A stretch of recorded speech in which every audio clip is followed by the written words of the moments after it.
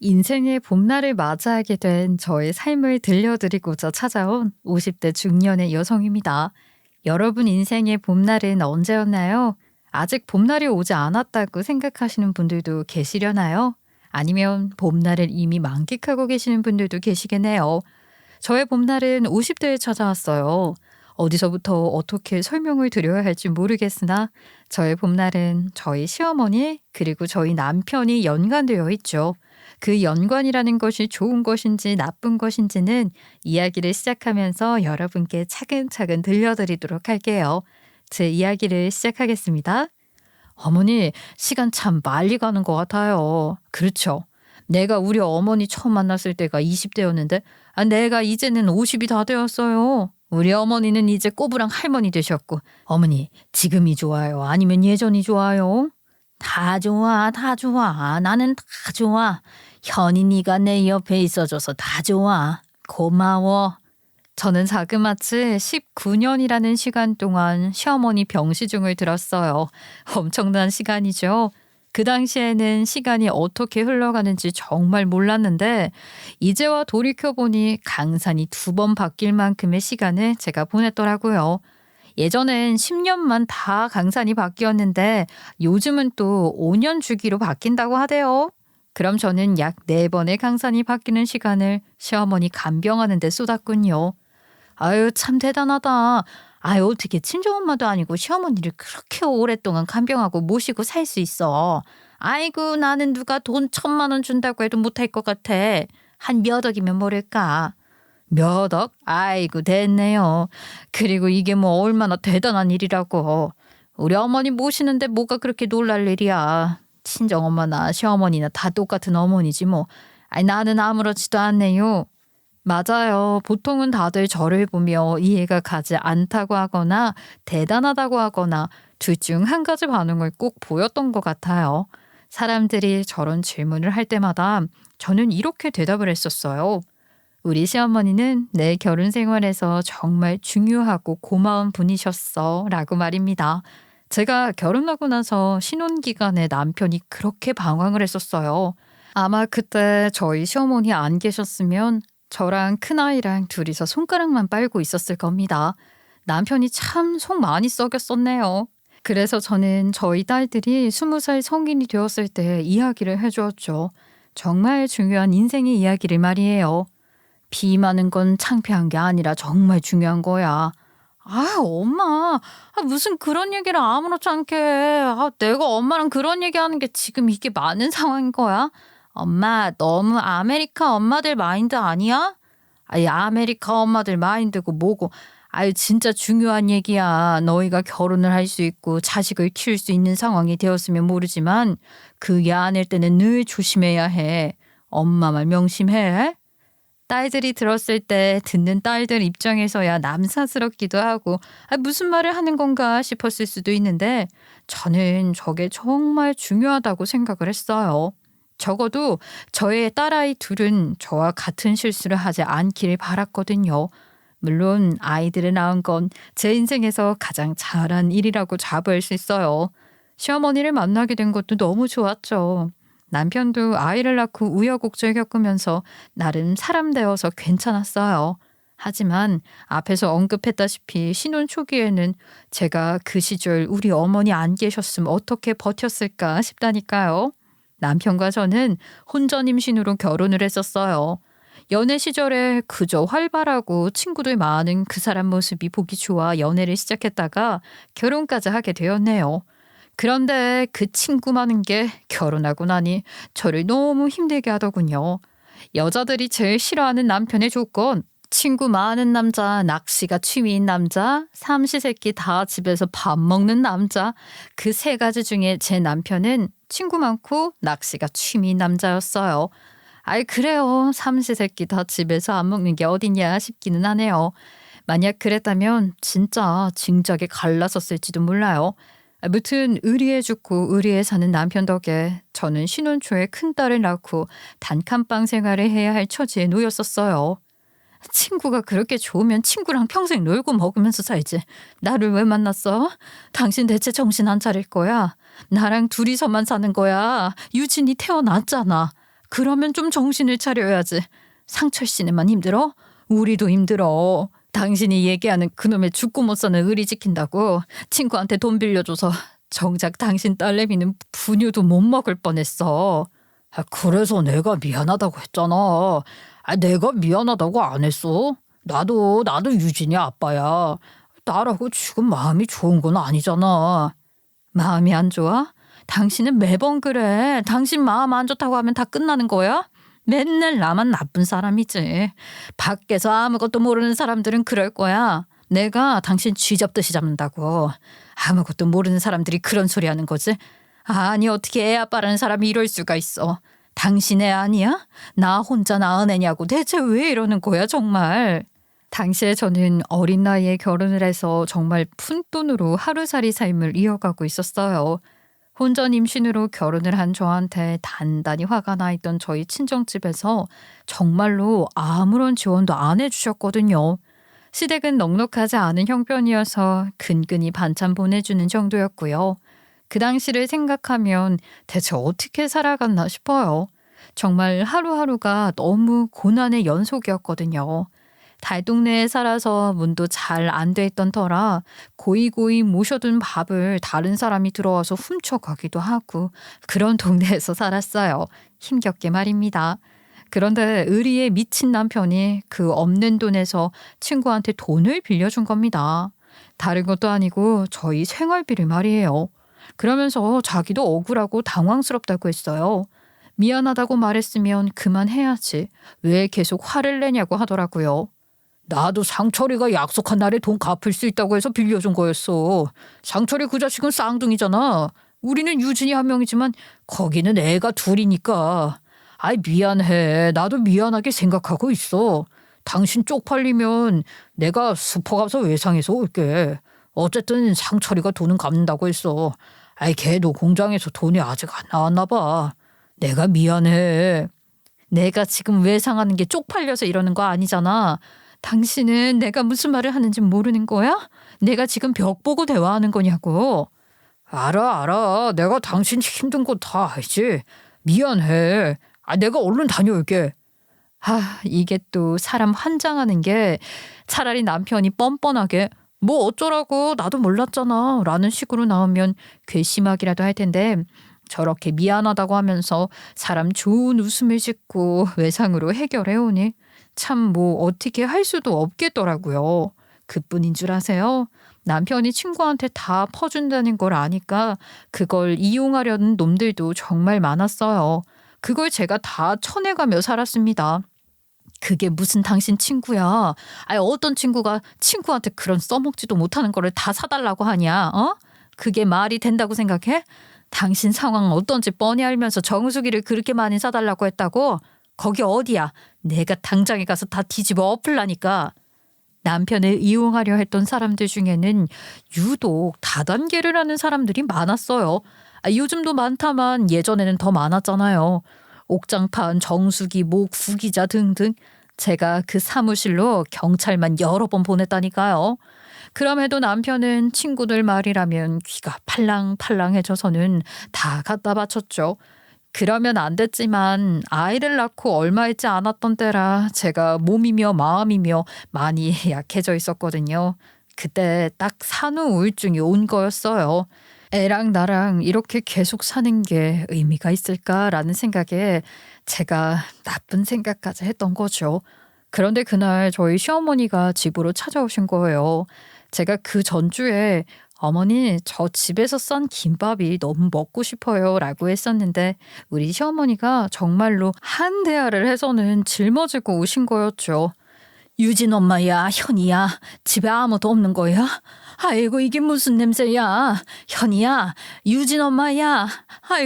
아이고 도와주세요. 살려주세요. 현이야, 아이고 얘가 왜 이래. 현이야. 당신이 그렇게 바리바리 싸들고 왔는데 문이 안 열리고 사람은 있는 것 같은데 인기척이었고 이상한 가스 냄새가 나니 저희 시어머니가 질겁을 하시면서 맨손으로 유리를 깨서 문을 열고 들어오신 거예요. 당황스러우셔서 119 부르시고 거기서 시키는 대로 저한테 응급처치하시고 시어머니 덕에 겨우 눈을 떠서 봤는데 우리 시어머니가 제가 눈 뜰 때까지 당신 손에 박힌 유리도 안 빼고 피떡인 채로 계셨더라고요. 저는 그 당시에 저희 시어머니 말씀이 아직도 기억이 나요. 어머니, 죄송해요. 제가 너무 죄송해요. 순간적으로 저도 모르게 아이고 이거사. 나는 너 잘못되는 줄 알고 얼마나 무서웠는 줄 알아? 내 딸내미 잘못될까 봐. 세상에. 내가 손발이 벌벌 떨려서 아이고 이거사. 그런 무서운 일 다시는 하지 말어. 다시는. 현이야, 당신 미쳤어? 제정신이냐고. 그리고서 시어머니는 병원으로 달려온 당신 아들 얼굴을 거세게 날려버리셨어요. 네가 똑바로 못해서 네 한 사람이랑 자식이 힘든 거 아니야. 이 정신 나간 놈아, 이 얼빠진 놈아 하면서 시어머니는 그렇게 모질게 당신 아들 머리며 등짝이며 있는 대로 두들겨 때리셨어요. 그렇게 자기 엄마한테 맞고 또 맞고 욕까지 잔뜩 먹은 남편은 그제야 저랑 딸아이가 눈에 들어왔나 봐요. 늘 친구들만 챙기느라 몰랐었던 저와 딸아이의 초췌한 모습을 말이에요. 그 뒤로 남편은 정신을 바짝 차렸죠. 그리고 저희 시어머니는 하루에 한 번씩 제게 전화를 해서 꼭 제 안부를 물으셨어요. 그리고 저도 몰랐는데 저희 시어머니가 저희 친정집 가서 비셨다고 하더라고요. 야, 너희 시어머니가 오셔서 얼마나 울고 빌고 하시는지 엄마도 같이 오셨어 이거사. 정말 죄송했다고. 너 정말 잘 살아야 해. 우리 어머니가 엄마를 찾아갔었다고? 그래, 찾아오셔서는 당신이 아들 교육 똑바로 시킬 거고 현이 네 눈에 눈물 나는 일 없게 할 테니까 현이 너 좀 용서해달라고 그렇게 비시더라. 네가 애 낳고서 많이 외로워했다고 그러면서 아유 기집애야. 너는 그런 일이 있으면 나한테라도 연락을 했어야지. 세상에. 그렇게 힘들었으면 나한테 말을 했어야 할 거 아니야 기집애야. 시어머니 덕에 저는 저희 친정 식구들과도 다시 잘 지낼 수 있게 되었어요. 그렇게 우리 시어머니는 제 인생에서 정말 소중한 분이셨어요. 그러다 시어머니가 너무 이른 나이에 뇌질환으로 쓰러지시고 말았어요. 그때 죄책감이 들더라고요. 내가 남편이랑 결혼해서 어머니를 너무 힘들게 했었나 하면서 말이에요. 그래서 저는 제가 시어머니를 모시고 산 거예요. 제가 시어머니한테 받은 사랑을 다시 돌려드리고 싶어서 말이죠. 자그마치 19년이라는 시간 동안 제가 받은 사랑을 돌려드렸는데 아직도 그 사랑을 다 돌려드리지 못한 것 같아 그냥 죄송스러운 마음뿐이에요. 엄마, 나 땅콩 캐러멜 사다 줘. 땅콩 캐러멜이랑 전병 가져도. 알겠지, 엄마? 할머니, 엄마는 할머니 딸이 아니라 며느리잖아요. 아니야, 우리 엄마야, 엄마. 땅콩 캐러멜이랑 전병 가져 사와. 알겠지? 뇌질환이 무서운 게요. 사람을 치매로 몰아가더라고요. 잘은 모르겠어요. 다른 분들은 어떠셨을지 모르겠는데 저희 시어머니는 뇌질환으로 인해 왼쪽 손, 발, 거동이 좀 불편해지시더니만 나중 가서는 치매까지 앓게 되셨죠. 치매를 앓으면서 시어머니는 저한테 엄마라고 불렀어요. 그래도 저는 우리 시어머니가 마냥 좋았어요. 그저 감사했죠. 어린아이로 있어도 좋고 거둥이 불편하셔서 드시는 음식 절반을 흘리셔도 감사하게 생각을 했습니다. 그저 시어머니가 오래 사시기만을 바랬죠. 물론 제가 저희 시어머니를 모시느라 정작 저희 친정 부모님을 잘 챙기지는 못했어요. 아무래도 친정언니가 있어서 더 안심을 했던 것 같아요. 외동아들인 남편과 달리 저한테는 언니와 형부가 있으니 저는 안심하고 저희 시어머니를 챙겨도 되겠다 생각을 했던 거죠. 아빠, 내가 너무 늦게 와서 미안해요. 막내딸 얼굴 보여줬어야 했는데. 그렇지 아빠. 내가 아빠한테 얼굴 보여주고서 우리 아빠 잘 가시라고 인사도 하고 그랬어야 했는데 내가 늦어서 너무 미안해 아빠. 아빠 좋은 곳에 가서 편하게 쉬세요. 아빠, 내가 정말 많이 사랑했어요. 늦게 와서 정말 미안해요. 그래서 저는 저희 친정아버지가 편찮으셔서 돌아가실 때도 늦었어요. 저희 시어머니 돌봐줄 사람 찾느라 늦게 도착했죠. 그게 지금까지도 가슴에 한으로 맺히는 부분이에요. 그럼에도 저희 친정 식구들 괜찮다고 했어요. 친정 식구들도 시어머니가 어떤 분인지 얼마나 좋은 분인지 알았으니 말이에요. 돌아가신 친정아빠도 이해해 주실 거라고 하며 제게 괜찮다 저를 위로해 줬어요. 그런데 대체 그 당시 제 인생에 왜 그리 곡절이 많았던 걸까요? 저희 친정아버지가 돌아가시고 나서 얼마 안 있다가 저희 시어머니도 돌아가시고 말았죠. 시어머니가 돌아가셨던 그 해가 제가 저희 시어머니 모시고 산지 딱 19년 되던 해였어요. 이게 대체 무슨 일이라니. 아마 사돈어른이 돌아가신 우리 아버지 말벗 해드리려고 가셨나 보다. 아유, 너희 시어머니 정말 좋은 분이셨잖아. 사돈어른이 우리 아빠 혼자 적적하실까 봐 말벗 해드리고 싶으셔서 가셨나 봐. 친정 아버지 상을 치르고 얼마 지나지 않아 시어머니까지 돌아가시니 정말로 정신을 못 차리겠더라고요. 친정 언니의 진심 어린 위로에도 마음이 쉽게 진정되지 않았어요. 딸아이들도 할머니와 정이 정말 많이 들어서 힘들어 했었죠. 그렇게 저희 시어머니를 보내고 나서 집으로 돌아와 시어머니 침상을 정리하는데 저는 거기서 왈칵 무너지고 말았었어요. 언제 써놓은지 모르겠는 저희 시어머니가 남긴 편지가 있더라고요. 내용을 읽어보니 아마 치매가 많이 진행되지 않던 시기에 적어놓으셨던 것 같아요. 사랑하는 우리 딸 현이야. 남들이 나한테 그랬지 너를 왜 며느리라고 안 하고 딸이라고 하냐고. 시어머니가 그렇게 물으면 며느리가 시어머니 무시한다고. 됐다고들 해라. 너는 내 딸이야 현이야. 내가 아마 더 기억도 못하고 어린애처럼 너를 힘들게 할 텐데 혹시나 네가 이 글을 본다면 나를 그냥 요양원에 보내다오. 나는 현이 너를 힘들게 하고 싶지 않아. 항상 고맙다. 현이야 사랑한다. 저희 시어머니는 늘 저한테 짐이 되고 싶지 않으셨던 것 같아요.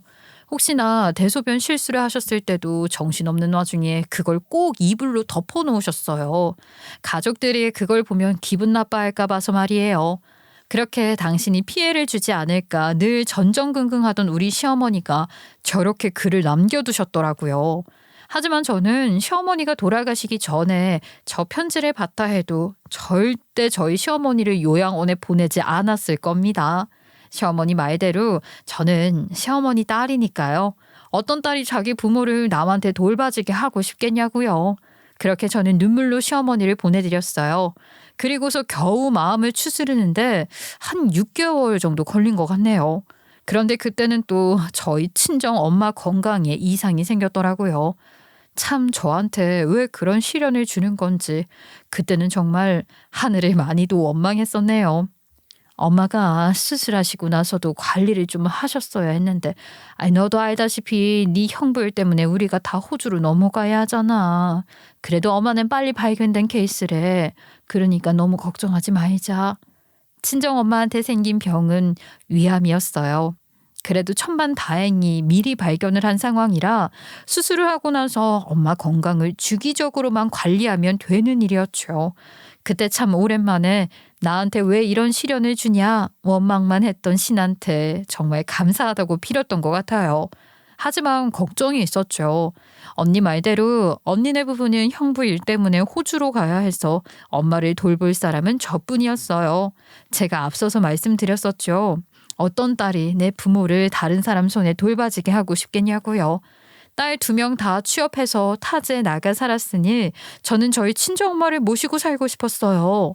어차피 남편이랑 저랑 둘만 남은 집이니 저희 친정엄마를 모시고 살아도 지장이 없을 것이라고 생각을 했거든요. 그리고 제가 시어머니를 19년 동안 모시고 살았는데 저희 친정엄마 모신다고 하면 남편이 당연히 그러자고 할 줄 알았어요.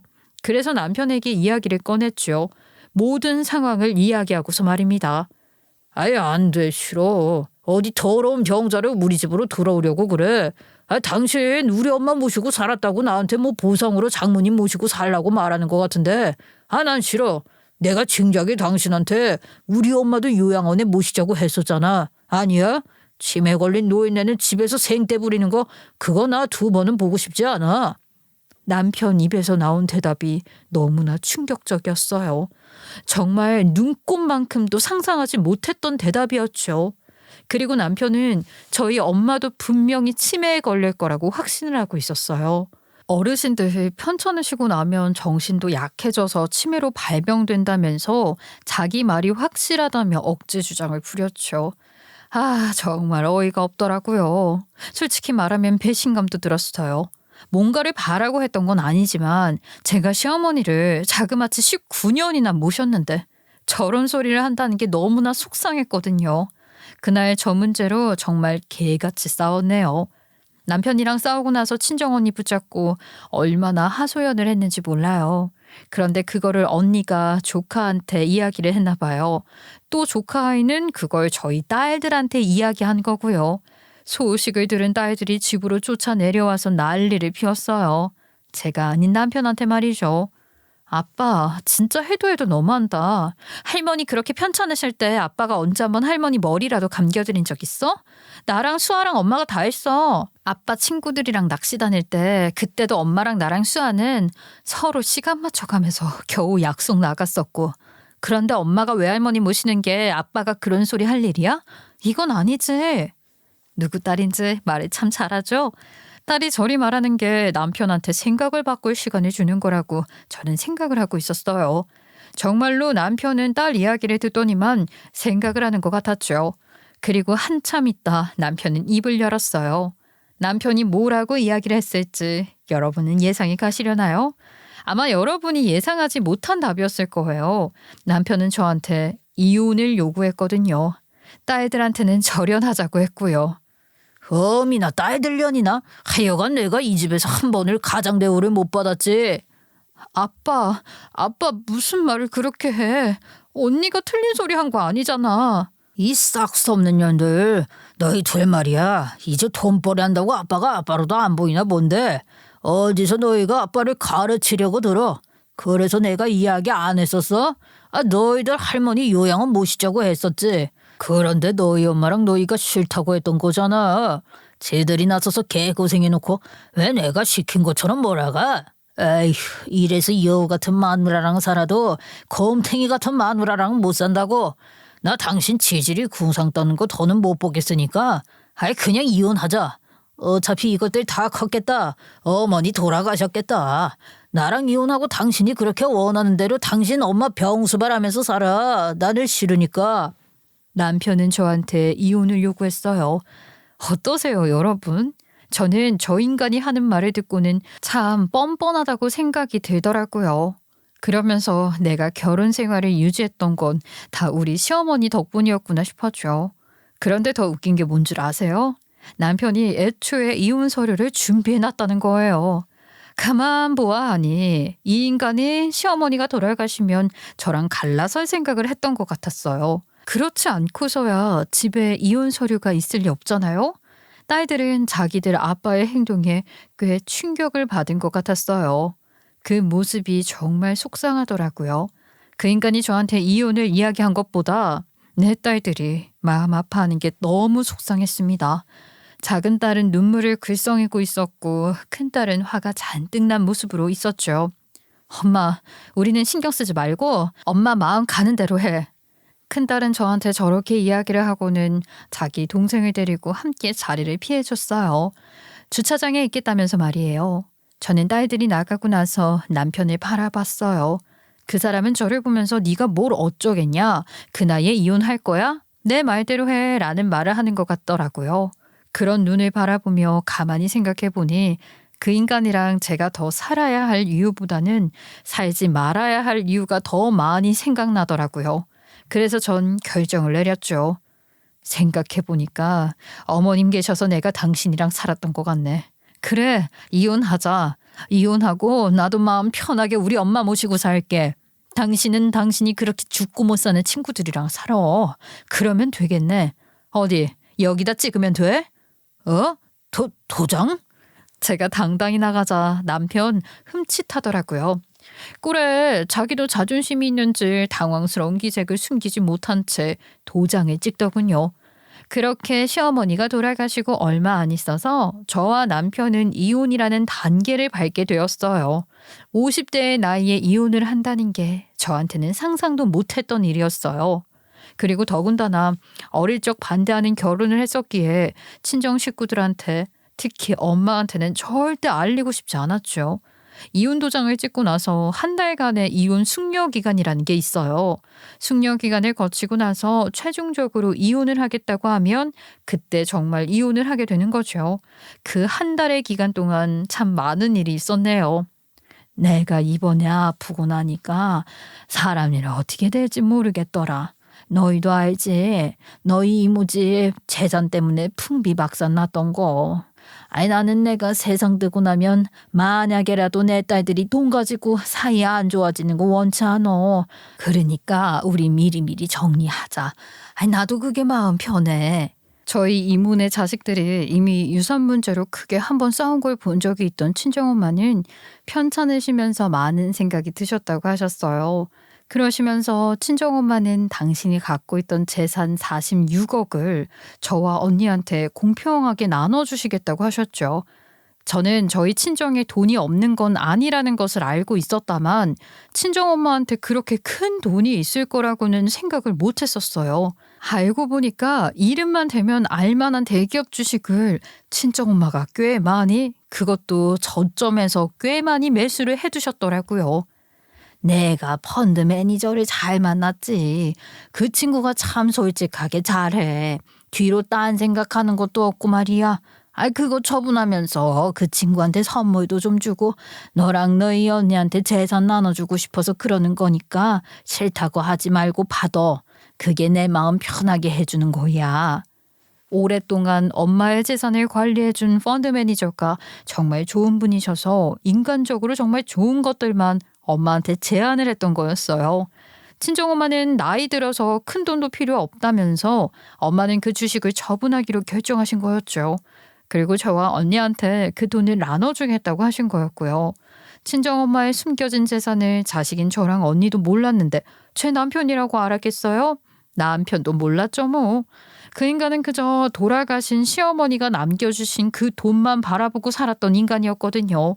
그리고 저희 친정엄마가 제 남편을 안 좋아해서 그 인간 얼굴 보는 게 몇 번 안 되기도 했었고요. 그래, 그 인간이 몰라야 이혼을 조용히 하겠구나 싶었어요. 이대로 그 인간 모르게 이혼을 하자는 생각을 갖고 있었죠. 그런데 제가 상속받은 걸 남편이 알게 된 거였어요. 그것도 한 달 숙려 기간의 그 마지막 날 말이죠. 다음 날 법원에 가기로 한 날 말이에요. 엄마. 수아가 아빠한테 모르고 이야기해서 아빠가 다 알았나 봐. 아빠가 엄마 어딨냐고 난리 났어. 작은 딸이 아빠인 제 남편과 말싸움을 하다가 남편한테 이야기를 한 것이었어요. 그 마음 여리고 참을성 많은 아이가 지 아빠랑 말싸움을 할 정도면 그 인간이 애 앞에서 무슨 말을 했을지 짐작도 안 갔네요. 아빠가 이혼하면 엄마가 땅 치고 후회할 거라고. 엄마는 아빠 없으면 밥도 못 벌어 먹을 거라고 그런 말해서 내가 너무 욱해서 얘기했어. 미안해 엄마. 나랑 언니가 지금 갈게. 저는 딸들한테 오지 말라고 했어요. 얼마든지 혼자서 해결할 수 있다고 말이에요. 다행히 친정엄마는 그날 수술을 앞두고 병원에 계신 상황이었죠. 저는 거처를 옮긴 제 집으로 가 있었어요. 역시나 남편이 전화를 걸어오더라고요. 어디로 이사를 한 것이냐고 말이에요. 저는 네가 알 필요 없으니 할 말 있으면 밖에서 보자고 했습니다. 녹음기를 켜두고 그 자리에 나갔죠. 이혼을 할 때 그 인간이 얼마나 파렴치한 인간인지 알리고 싶었거든요. 물론 남편이 그 자리에서 무슨 말을 할지는 몰랐다만 그래도 켜뒀어요. 제가 최근에 겪은 그 사람이라면 분명 말도 안 되는 소리를 할 사람 같았거든요. 아니 왜 나한테 말을 안 했어? 우리 아직 이혼한 거 아니야? 나 당신 남편이라고. 장모님이 당신한테 그 많은 재산을 준 걸 왜 나한테 말을 안 한 거야? 그러면 이야기가 달라지잖아. 달라진다고? 당신 말 되게 재밌게 한다. 내가 재산을 받고 안 받고 뭐 그런 걸로 우리 이혼이 달라지는 거야? 누가 그걸 정하는 건데? 그것도 당신이 정하는 거야? 이혼하자고 먼저 이야기 꺼낸 것도 당신이니까 얘기 달라지는 것도 당신이 정하는 거냐고. 남편은 제가 저리 말하자 어버버 하더니만 태도를 싹 바꿨어요. 제발 같이 살아달라며 울고불고 난리를 치기 시작하더라고요. 그 사람이 저한테 당당하게 이혼 이야기를 꺼냈던 이유는 돌아가신 시어머니 앞으로 있던 재산을 혼자 다 가기 위해서였던 것이었어요. 시어머니가 남긴 유산은 2억 남짓.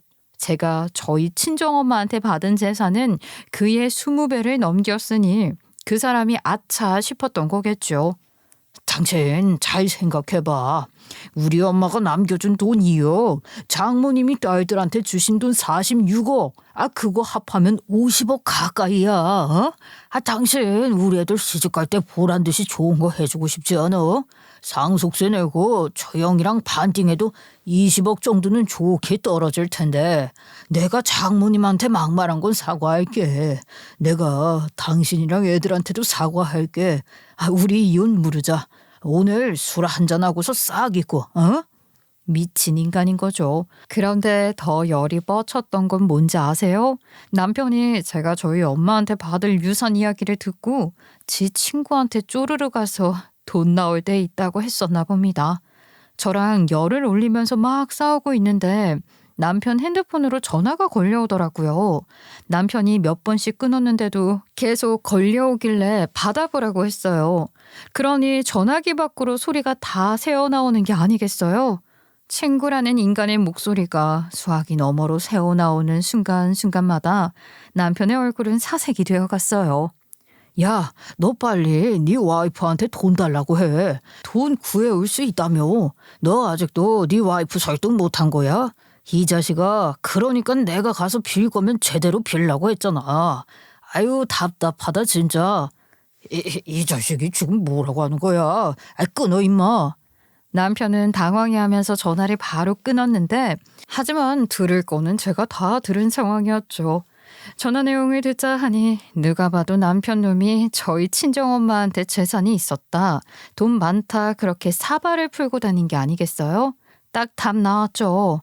아이고 상철 씨가 당신한테 할 말 많은 것 같은데 왜 전화를 끊어? 당신 원래 당신 친구들 말이라면 자다가도 벌떡 일어나는 사람이잖아. 뭐해? 얼른 다시 걸어.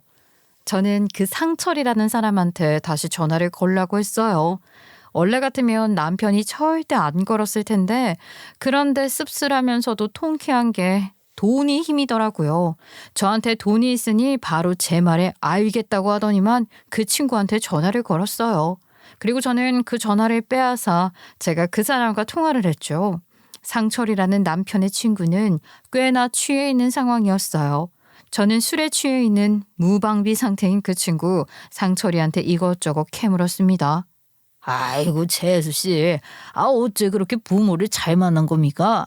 아이고 누구는 자다가도 10원짜리 하나 안 떨어지는데 재수 씨는 그냥 가만히 있는데 어머니가 몇십억 되는 돈을 주셨다면서요. 이야 재수 씨 그러지 말고 저 믿고 같이 일합시다.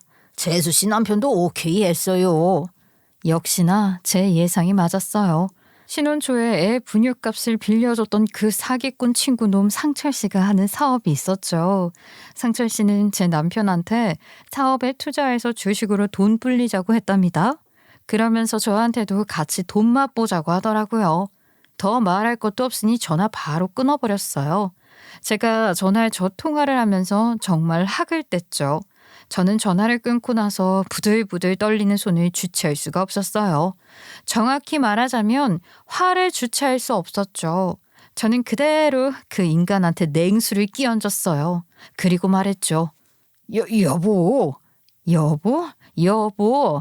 여보 같은 소리 한다. 정신 차려 이 미친 인간아. 돌아가신 어머니 유산으로 한다는 게 고작 그 사기꾼한테 돈 갖다 바치는 거야.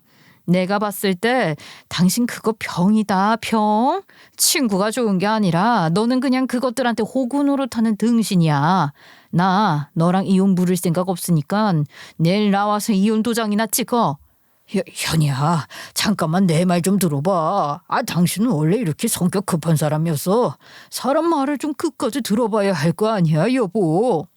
자리를 박차고 일어선 순간부터 남편은 제게 매달렸어요. 카페에서부터 길바닥까지 끝도 없이 제게 매달리면서 사람 말도 끝까지 들어야 하고 한국말도 끝까지 들어야 하는 거 아니냐 소리치는 그 인간을 걷어차내고 제 갈 길 걸어갔어요. 그렇게 저는 엄마가 계신 병원으로 갔어요. 병원에 들어서서 화장실에서 냉수로 얼굴을 얼마나 쳐대는지 몰라요. 정신을 차리려고 말입니다. 엄마를 보러 가는데 이제는 전 남편이 될 그 인간으로 인해 잡쳐진 기분을 그대로 가지고 들어갈 수는 없었으니까요. 여보, 당신 어디로 간 거야? 응? 여보, 내가 당신한테 우리 이혼 다시 한번 생각하자고 용기 내서 그렇게 한 건데 당신이 아까같이 가버리면 내가 뭐가 돼? 안 그래? 여보, 그러지 말고 우리 진정하고 다시 얘기 좀 해보자. 애들 결혼시키고 할 때 내가 안 필요하겠어? 우리 새끼들 아빠 손잡고 식당에 들어서게는 해야 할 거 아니야. 그렇게 애들 생각하는 인간이 평생을 그렇게 네 친구 놈들만 챙겼니? 너 애들한테 정말 상처 많이 준 거야. 어디서 자식한테 새끼 거리고 말이야. 우리 애들이 뭘 그렇게 잘못했니? 자식이라는 네가 친구들 따라다닌다고 밖으로 놔둘 때 나랑 네 새끼들은 너희 엄마 돌봤어. 알아? 너는 네가 네 인생 나락으로 떨어뜨린 거야. 더 연락하지 마. 우리는 내일이 마지막이야. 그 인간은 저한테 미친 듯이 연락을 해댔어요. 전화를 해서는 또 저렇게 또 자기는 어쩔 수 없었다 저딴 말을 해대는 그 사람의 말이 참 추잡스럽게 느껴졌죠. 저는 저렇게 연락을 끊고 그 사람한테 오는 연락은 다 무시했어요.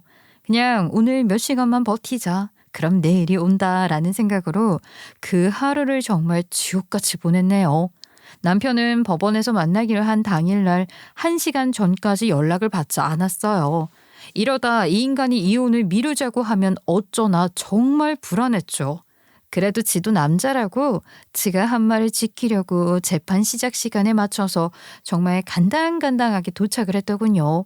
저한테 이혼하자고 먼저 이야기했던 인간이 정작 이혼할 때는 울다시피 하며 도장을 찍었네요.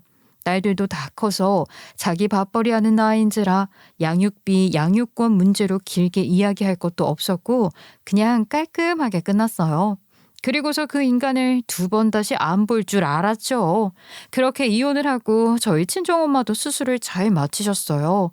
엄마와 저는 거처를 옮겨서 안정적으로 삶을 살아가고 있었고 이따금 친정 언니네가 있는 호주에 엄마를 모시고 놀러 가기도 했으니까요. 그렇게 잔잔하게 제 인생을 살아가고 있는데 먹물 하나가 툭 떨어지더군요. 나야, 당신 잘 지내고 있다며? 애들은 내 전화도 안 받더라고. 나한테 아직도 화가 많이 난 건지 말이야. 당신 혹시 시간 괜찮아? 내가 좀 많이 아파. 당신 얼굴이라도 한번 보면 좋을 것 같아서. 그 먹물은 전 남편이었어요. 전 남편은 제게 전화를 해왔더군요. 어떻게 연락처를 알아낸 것인지 모르겠지만 말입니다. 그 사람은 제게 시간을 좀 내달라고 했어요.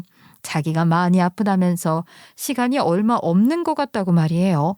죽은 사람 소원도 들어주는데 산 사람 소원은 못 들어주나 싶어 일단 그 자리에 한번 나가봤어요. 그래도 수십 년 함께 살았던 사람인데 나가주는 게 마지막 예의라고 생각을 했거든요. 내가 가남이야. 당신이랑 이혼하고 나서 혼자서 술독에 빠져 자랐는데 그게 이렇게 암이 될 줄은 몰랐네. 그래도 나도 초기에 발견돼서 나 이거 수술만 하고 회복만 잘하면 살아가는데 지장 없다고 하더라. 시간 없다는 건 무슨 말이었어? 당신이 나한테 그랬잖아. 당신 시간 얼마 안 남았다고. 마지막으로 내 얼굴 보고 싶다고. 그건 무슨 말이었냐고. 설마 거짓말한 거야? 당신 참 대단하다. 내가 수술할 날짜까지 시간이 얼마 안 남았다고. 내가 염치 없지만 당신한테 부탁을 좀 하고 싶어서 말이야. 수술 들어가고 나면 이미 늦은 거니까. 그 인간 자기 혼자 술독에 빠져 혼자 살다가 간암에 걸렸다고 하더군요. 참네. 시간 없다길래 당장 죽을 날 받아놓은 것인 줄 알았더니만 지 수술할 날짜 얼마 안 남았다고 하더라고요. 그러면서 뭐라고 했는 줄 아세요? 아주 뻔뻔함이 하늘을 찌르더라니까요. 자기가 간암 수술하고 나서 병간호만 좀 해달라고 하는 겁니다. 정말 뻔뻔하지 않나요? 그래서 제가 뭐라고 했는 줄 아세요? 어디 더러운 병자가 우리 집에 들어오려고 그래? 왜? 내 말이 틀려? 나도 네가 했던 생각 똑같이 해봤다. 어디 더러운 병자가 우리 집에 발을 들이려 하는 건데 말이 되는 소리를 해? 그 인간이 제가 저희 친정엄마 모시고 살고 싶다고 했을 때 저희 친정엄마한테 했었던 말 똑같이 이야기했어요. 아픈 사람한테 너무 잔인한 거 아니냐라고 하실 수도 있지만 저도 어이없는 일이잖아요. 이혼한 전처 찾아와서 병간호 해달라고 하는 정신 나간 인간이 어디냐고요. 왜? 서운해? 당신이 나한테 이 정도로 서운해하면 안 되지. 당신이 한 짓이 있는데. 그리고 당신이 그렇게 죽고 못 살던 당신 친구들은 뭐 한다니? 자기네들 호구가 세상 뜨면 돈 갖다 바칠 놈 없어지는데 당장 와서 간호하라고 그래. 그러면 당신 친구들 많잖아. 가족보다 친구 챙긴다고 그렇게 나돌아다닌 인간이 정작 아플 때 도와주는 친구 한 명 없니? 친구랑 당신은 다르잖아. 당신은 나를 간호해주는 게 맞는 거지. 그 친구들은 다 가정이 있고. 아, 그럼 나는 이혼녀다 이거야? 야, 말은 바로 해. 이게 간덩이가 아프더니만 진짜 간덩이가 배 밖으로 나왔나? 나한테 이혼하자고 한 거 너였어? 기억 안 나? 이 인간이 보자 하니까 아주 웃기는 인간이네. 이혼하자고 했다가 또 이혼하지 말자고 했다가 그런데 이제는 뭐 나보고 네 병시중을 들라고? 와, 진짜 세상 살다 이런 정신 나간 놈은 또 처음 보네. 야, 됐어. 딴 데 가서 알아봐. 그리고 제발 부탁인데 2번 다시 보지 말자. 그렇지 않아요. 저 인간 간이 배 밖으로 정말 나온 모양이더라고요. 지가 그렇게 죽고 못 사는 친구놈들 불러다가 도와달라고 하던가 아니면 지 친척들이라도 찾아가던가 하면 되는 거지. 멀쩡히 잘 살고 있는 사람 찾아와 불러내서 또 속을 뒤집어 놓는데 아주 그냥 욕을 한 사발 해주고 싶은 거 괜히 내 입만 더러워질 것 같아 참았네요. 아무튼 저렇게 이야기해주고 꺼지라고 했어요. 그때 그 인간 표정을 사진으로 찍어뒀어야 했는데 아쉬워요. 뒤통수 3개 한 대 맞은 표정이었거든요. 물론 저러고 나서도 그 인간 딱 한 번도 연락이 온 적이 있기는 했었네요.